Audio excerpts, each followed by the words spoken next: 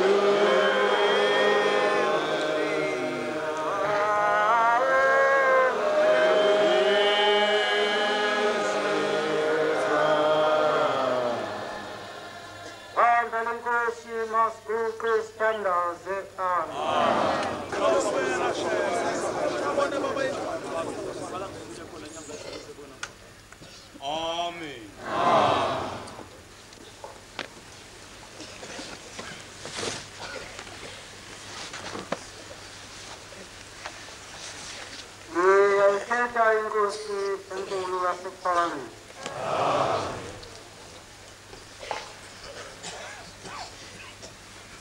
Bantwana benkosi, nami lokhu kuthunywa engithunyiwe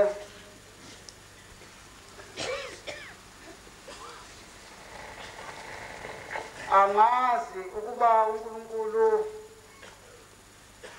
uqonde kuphi okufanele ngikhulume ngoNkulunkulu, ngoba ukufika kukaNkulunkulu ezweni lakithi akubanga mnandi. Lo okhulumayo umvangeli uNgubane waseGoli, kodwa ujabuka. Ngijabuka eMsila, manje-ke sengaphela eMaqadini.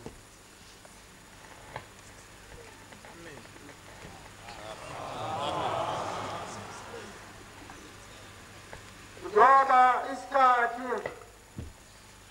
sincane ngizobabula nje lapho ngamkhumbula khona, njengoba ngisho ukuthi ukufika kukaNkulunkulu ezweni lakithi akubanga mnandi. Ngizawucela ukuba ngidlule la kule ndaba.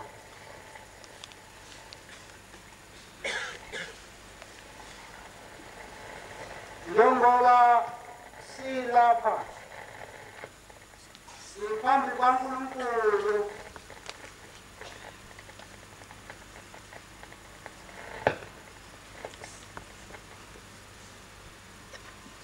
zawudlula endabeni yamaHebrew 12.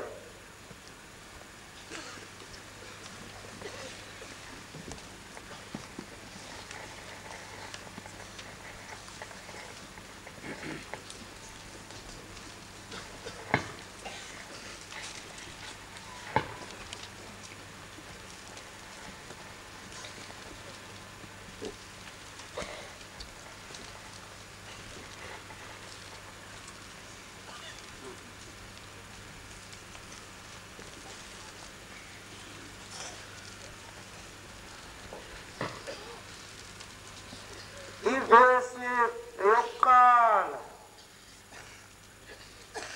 ngakho lokhu thina sihaqiwe isixuku esingaka sofakazi, asilahle konke okusindayo, kakhulu ukubona okusithiyayo, siqinise igcine ibanga esilibekelweyo, simbheke uJesu umqalisi nomhlezi walokhu kukholwa kwethu. Yena ngokuthokoza akubekelweyo wathwala isithambane, enganaki ihlazo laso, waya wahlala ngakwesokunene sesihlalo sikaThixo. Mqondeni yena owakhuthazelayo izoni sezimvukele kangaka, funa nikhathale niphela amandla. Anikaqinisi kuze kube segazini ngokulwa nokona. Nikhohliwe yini umyalo oshunyayelwa kinina njengabantwana wokuthi, ndodana yami, ungadeli ukujeziswa kwenkosi kuphela amandla nxa uthethiswa. Ake ngime nje lapho.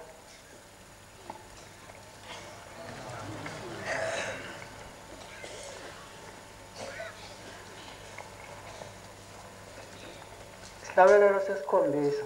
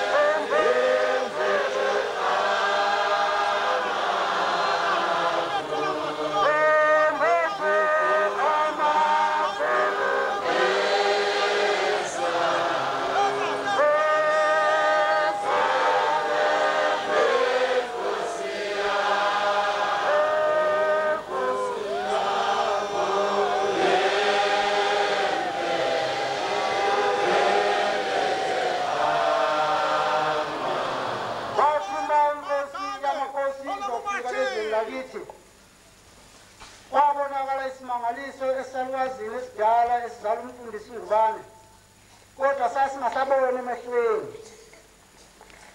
Sabona inkalo enkulu emhlophe iqhamuka empumalanga iyoshona entshonalanga, kanti kuzofika ingubo emhlophe ezweni lakithi. Makufika lo uNazaretha bangela kahle, bafika nabafana abane behlangene nabo lo uNazaretha eMshwathi, behlangene nomfundisi uMnqayi. Bathi mabefika ngoba bathi beyikhetha inkosi kumfundisi uMnqayi, wabathatha uMnqayi wabaletha lapha ePhakameni. Babe sonke eTopiya labo bafana, kodwa bathi mabefika emzini wasePhakameni beyibona inkosi enkulu, bathi babona isimangaliso ngoba yababizelela ngoba ibiziguli. Bathi babona isimangaliso senzeka ezigulini lapha bethandazelwa abantu. Base begcwala bayogcwala uNkulunkulu wasePhakameni, bagoduke bahamba bayezweni lakuzo. Mabefika ezweni lakithi bafika kwakukhona ubaba esemdala kakhulu eyikhetha baba umzalayo. Wathi befika nalo leli vangeli walemukela ubaba. Wayikhetha inkosi. Ngaleso sikhathi ngamsemncane kakhulu, ngamsakhutshwa utshani. Ngibona kancane kodwa emfuleni wakithi obizwa kuthiwa yinkonyane. Ubaba ngambona engena emanzini nesicoco sakhe. Umama wangena emanzini nenhloko yakhe. Ngemveni koba sebebuyile ubaba omncane walwa kakhulu ngoba amantombazane onke akithi ashiya amasoka, amanye kusema amaduku eqomile ngakho kodwa makufika uNkulunkulu wasePhakameni alahla phansi yonke leyo nto, akhethe inkosi yasePhakameni. Walwa kakhulu ubaba omncane ebashaya ethi kuthathwe ingane zakhe zahamba, wathatha ubaba wasiwa enkosini kwakusamusa uMakhasana ngaleso sikhathi. Uma efika ubaba esebizwa inkosi, kwathiwa ubenzelani lokhu wena, uthi uyinkosi usulanda lento yamayilabulabane lawa amalokwe uzoyingenisa ekhaya. Manje-ke yathi inkosi ngiyakuhlawulisa. Wathi ubaba wathi Hlomela, wathi ngingeke ngiyilahle lento ngoba sengimbonile uNkulunkulu, ngingeke ngiyilahle ngingafa nokufa. Yasithi inkosi hlawula, wawuhlawula ngethukazi lemvu elingaka ehlawula lokho. Manje ngemveni nje kwesikhashana esincane wagula ubaba. Uma egula ngesikashana nje esincane bahlangana abafowabo, abafowethu abadala bahlangana bathi bafuna ukumdlisa umuthi. Wathi baba cha umuthi angisawuli. Bambamba bathi bayamqaka wabashaya engasanawo nanga. Base bemkhohlisa ngokuthi cha sisiphuzisa ubisi-ke manje sasaphuziso. Waliphuza walunomatha wabathela ngalo bonke bamhlobo bathi cha waphuma umphefumulo wahamba. Ngemveni kwalokho sathi sihlezi wafika yena loba omncane kadala. Wasethi kathi ngihamba nomfundisi wethu, kade sikhuphuka naye emagwingweni, khona indawo yakithi yokuthiwa kusemagwingweni emagwingweni kamfundisi uNgubane. Wathi kade ngikhuphuka naye, ufuna wathi ukhona sefikile lapha na ukwangubane. Hawu ma beqhakazisa odadewethu lapha, beqhakazisa belungisa izinto bephuma. Yathi-ke mayifika inkosi masebelanda yathi uyahlala esangweni. Kanti endleleni masebesilandisa esuka ePhakameni uyakithi nje uhambisa uMevedayi wakashalo wayelahlekile engazini. Unini sakhala waze wathula, wasehlangana noNkulunkulu ngale, wamthatha wamqhuba wamisa. Uma behamba yabona ukuthi babedlule enkangakazi, ishumi phansi umsungulwana leshumi elisebovana basebethi baba nanti ishumi basethi ligcineni bantu abantu bahamba uma bethi hamba kwasekuqhamuka iphoyisa waselimisa wathi bantu abangabelilethele lishumi lami lelo wasethatha esethi iphoyisa mina nanti ishumi hamba ulumemezela ngiyabona umnikazi walo lilahlekile kuyena hamba ulumemezela lathi iphoyisa ngizolumemeza ngiyamazi lo muntu wami wathi mntanama ngithi wena uhulumeni wathi yebo angithi yonke into esemgwaqweni uxosha yini noma yithi wathi yebo wathi kulungile mntanami le xoshayo ngoba le nto siyixoshe emgwaqweni umsebenzi wakho lahamba iphoyisa lisangeni ukuthi umuntu enjani lo bakhathazeka laba ukuthi hawu njengoba sesiphelele ukudla besithi lelishumi ubaba uzothi asithenge ukudla nalo manje sesakwenze njani manje bazoshoba setasambe bantu abahamba uma befika emfuleni ikhamanga bafika nakho kade isibhalo silapha sikhona lapha sichithe epalishi sichithe epalishi basethi ethulani imithwalo bantwana bayathula imithwalo basethi lethani ishumbi lami lelo basethi xoshani leli palishi balixosha leli palishi baxosha athithithane izibi nomhlabathi bathintitha mase befika befuleni ikhamanzi basethi-ke thelani-ke amanzi-ke abantu abami lapha kuleli shuli phezu kwaleli phalishi balithela iphalishi goqoza wathi phuzane wathi-ke niyabona-ke bantu abami lokho ngithi-ke lelo shumi umnikazi walo uyakhala asizidli nyembezi zabantu abakhalayo abantu ababantiziwe wathi-ke leli phalishi elithi asilidle selilahliwe selisifaneleke thina ngoba selilahliwe bahamba-ke baye bafika le nto engiyikhulumayo yenzeka ngangisemncane kodwa yenzekile kimi sekuyilanga ngathola upondo le sekuyegwaseka lesasiprofeta ngathola upondo legoli ngabuya nayo ngazobuza ngabuza kuyeni baba ngithola upondo wenze njani wasethi hambe uza kumfundisi ubani uthi ubaba wathini maleyehlekile ngaya kumfundisi ngubani wafika ngitshela wathi ubaba wathi imali elahlekile siyithola singayidli ngoba siyowesivini yembezi zomunye ngabuyela kubaba ngamtshela wasethi wathi mina-ke ngithi uma uyitholile imali wonika lomuthi impela okubona ukuthi uhluphekile akanalutho unike yena thathele lo pondo funa umuntu ohluphekile umnike ngabuyela umfundisi ngubani ke lentombela wasethi ikhona le ndoda le iphoyisa likangobo lapho angisayiboni manje ngazi yasho na wathi bizana wasemkhoya wasembiza ungubani eseza lo muntu esethi nika lo ngasekuthatha nami bathi uma ngimnika lo kwabalela ngathi uzabe kule hayi buyisa ngase ngiyayibona-ke le nto kanti ngiye ngithola into ngithi ngiphowa bakithi ngithi ngiphowa uNkulunkulu kanti ngidla inyembezi zomuntu indaba ebuhlungu-ke leyo ngoba amaNazaretha njengoba ngiyikhuluma nje ngiyafuna uba siyazi sonke ngoba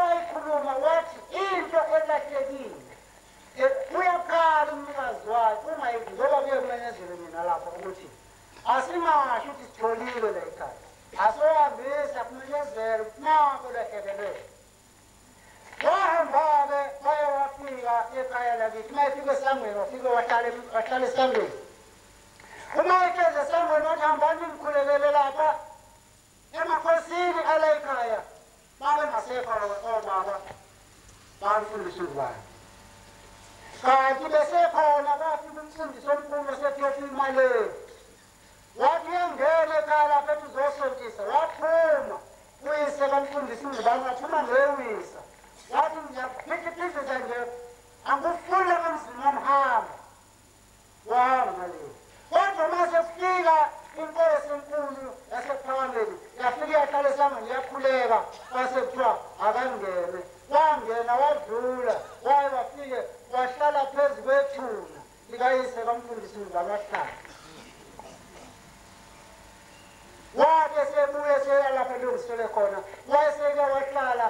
emfuleni lapha ekhuluma nabo ebonga ukuthi bangenisile. Wayenza inkonzo lapha wadlula noNevedayi la ehamba nabo. Kwakukhona isalukazi emfuleni okuthiwa kuseMazarela saseManxebeni sigane eManxebeni senkonzo esilungisayo. Manje mayefika eqhamuka nje sathi isalukazi sathi nangobe sefikile ngangimlindele.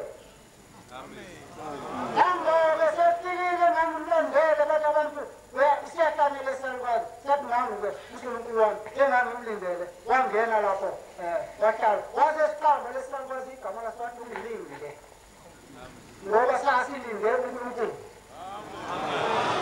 Wadlula wayafika bashana kuNevedayi nakhona futhi wafika wahlala ngaphandle wafike wakhuleka wathi bamkhulekela wathi mesengena wangena futhi wahamba wayohlala phezu kwethuna likayise kaNevedayi. Washumayela-ke lapho wadlula wayakantombela lapho afike wenza isiga khona bantwana bakaNkulunkulu. Nizwile kukhulunywa ekuseni. Nizwile kukhulunywa ekuseni. Ngempela masizilungise ngoba sisendaweni yomuntu owahlupheka. Ngoba le ndawo engiyibalayo wayengakhweli moto, wayengagibeli ihashe, wayehamba ngezinyawo. Uhambe kuthwele, uhambe kuhlala. Manje-ke wathi ma esebuya lapho esedlula esiya kaNtombela kube walomnye umfana abafika noMnazaretha wafike walibuka izwe lakhona wathi lelizwe wathi bantu abanhliziyo wathi ngeke ngilitheme nangengilisho. Wasebuka intombi yakhona wayibuka wathi bantu abami wathi ngokungalinda kasikhombisa ingeke yakhona indoda. Nempela izeyafa ingazangikhona yafa sekuwugodo. Asazi ukuthi wasezulwane ngene. Kwase kwakhona isalukazi inkosikazi yathi iphethe inkosi. Wasethi uyabona-ke mntanami ungasawubhema-ke ugwayi. Uyeke nje siko lamanje ugwayi wasawubhema. Wabuyela emumva waze wafika eMsinga. Uma efika eMsinga walalwa kanye kwazula ekuseni wathi hawu sifikile ingilosi yalapha lithi lesiyalukazi sesubhemile ugwayi. Wathi akuphuma omunye ukuze nibone ukuthi ngithunyiwe. Akuphuma omunye ayobona ukuthi akwenzekile lokho. Lempela wahambayo wafika nempela isalukazi sesubhemile ugwayi. Wase uyathathwa-ke inkosi siyomthethisa icala. Uma yomthethisa icala ngizoyikhuluma nje lento. Noma sesahlupheka thina ngoba sazama sithi siyazama ngasazi noba-ke kwenzeka yini kodwa inkosi yona iyasikhipha isibusiso. Sanikelela lokho ngoba kwamkhipha omkhulu ngamakhe aphuma amazinyo ngaso leso sikhathi. Onke ngaphuma nje wonke amazinyo. Wasethi uyabona kusasa ufuna sihlangane la enkantolo. Yahamba inkosi yasephambili yafika yalala labafundisi yavuka ekuseni. Kwavuka ekuseni yekuyovela umfula imbubeni. Kwaqhamuka indoda ingasagijimi ibhetu selingapha isinene sesingapha. Le ndawo makusuka kuyodingakala kamfundisi uNdubane iyakhuphuka. Imbi iyakhuphuka kodwa umsusa phansi la inkosi ikhona uthi akagijima angazazi afike enkantolo. Make wezofika enkantolo ngiyokubulala. Asazi into wabonayo. Asazi into ayibonayo. Manje yagijima le ndoda yakwamngane ngahagala igama layo yagijima yafika zilahla phambi kwakhe. Yathi hawu umuntu kaNkulunkulu yathi buyele emva inkosi ithe buyele emva. Wathi thamsanami ngiyalapha inkosi ithi angiyekhona. Wathi hawu phela ngizobulawa mina ngisiza yaphukuza indoda wase ihawukela. Nizwile isihawu hayi ngoba nginaso ngoba wayefundisa thina ukuthi asohawukela. yabuyele emva yasinda-ke naleyo. Manje-ke maNazaretha silandela indaba enkulu njengoba ngikhuluma ngale ndaba nje silandela indaba enkulu. Ngezwa umfundisi uNgubane owayehamba naye wathi endaweni ethile babe bafika khona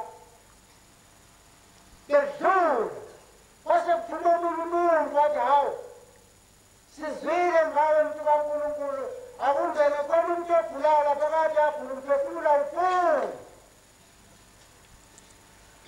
uzothandaza nje mhlawumbe lo mphefumulo uzophuma.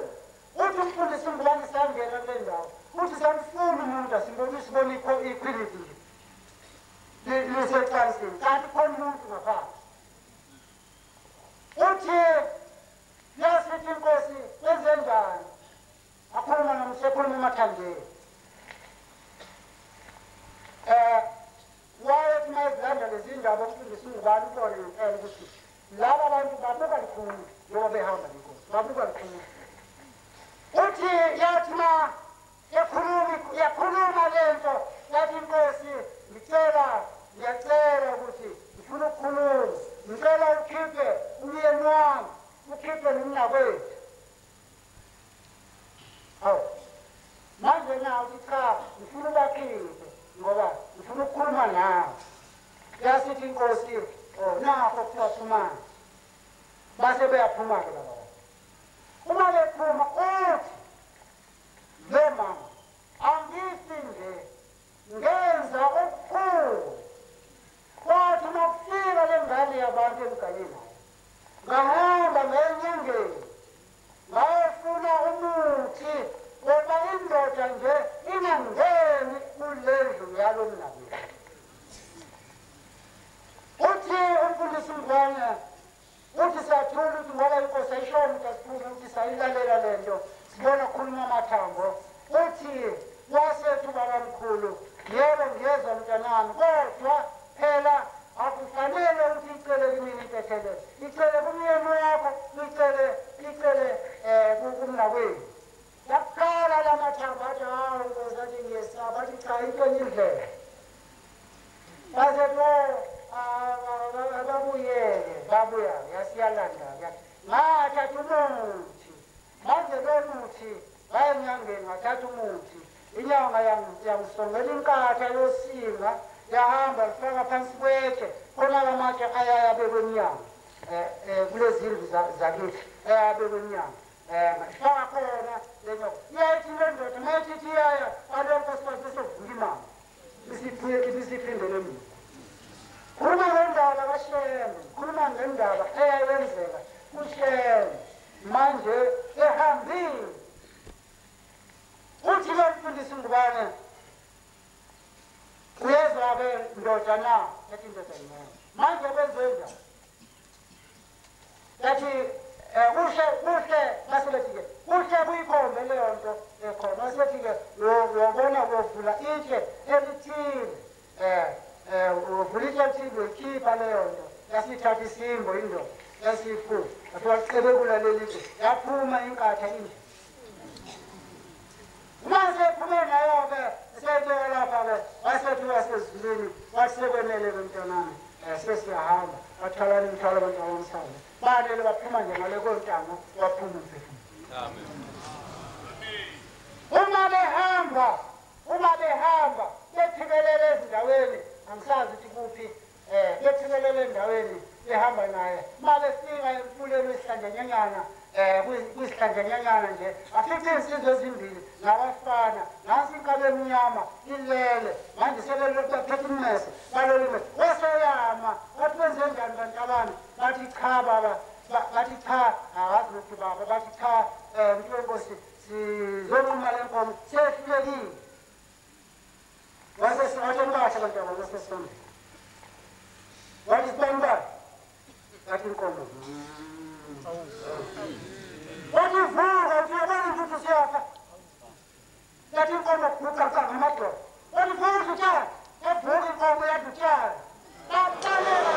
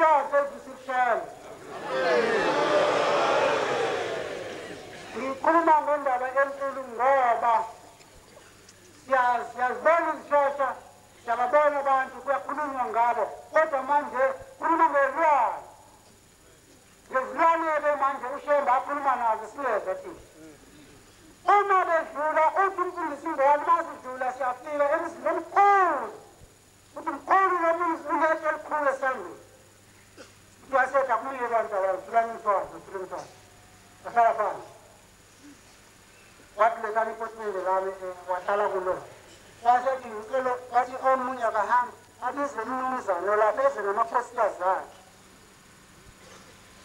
amakhosikazi ngithi ayimani yaphuma indoda yeza ngamakhosikazi afike bahlala lapha uthi-ke kulaba bengakafiki uthi bantu abantu nansi itshele yakhuluma lithi angingadluli ngehlambululweni ngingcolile uma sebedlula laba sebefika laba uthi bantabami mntanami wena ngikubizela lokhu ukuthi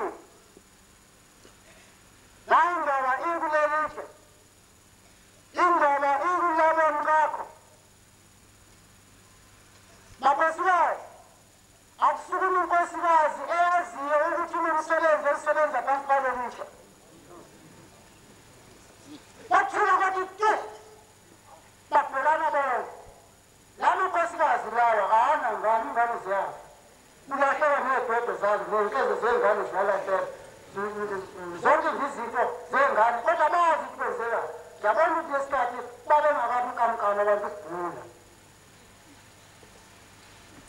washo lekwesibili kwathi nya kwathi kwesithathu yeyizwi inkosi ithi izwi lakhe mayisekuphakamisa suma nomndala wathi mayisethi suma nonkosikazi siyakhomba khona manje yasukuma inkosikazi yathi mnutha wathi khanda lapha waphanda waphindele kwengane waphuma iqhama likankosikazi mnakwakhe waphuma ichopho lesiyaphi waphuma yonke ibhodi waphuma yonke into kwayinqaba endala ngaphandle mase kuphumileke wathi kuphelileke bantabami wasephakamisa umlilo sethi sisike wasethi phalani bantabami sihambe wathi kodwa mnumzane ungakwenzi lokhu